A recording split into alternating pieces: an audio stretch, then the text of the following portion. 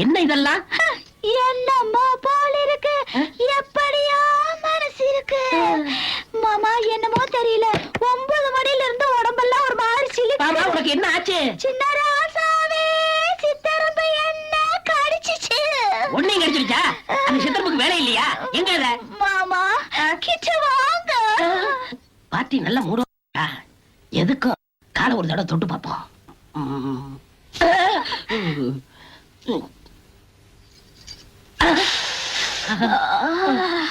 இன்னும் பார்த்து கொண்டிருந்தால் என்னாவது? டேய் புலிப்பாண்டி, உன் தோசை போச்சு. இனிமே உன் வாழ்க்கையில வெற்றி வெற்றி வெற்றி வெற்றி.